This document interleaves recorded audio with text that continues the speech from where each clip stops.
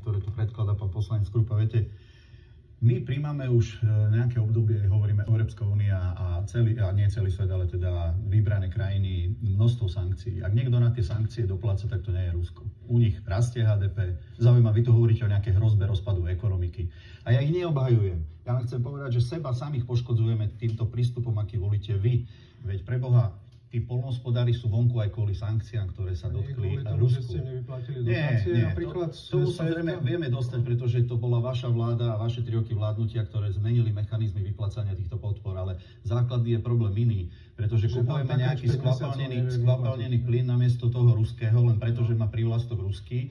A z plynu sa väčšina hnojíva a mnohých iných pomocov, ktoré používajú poľnohospodári, dostáva. Dobre, ale ostatné to všetko zdražili pohonné hmoty.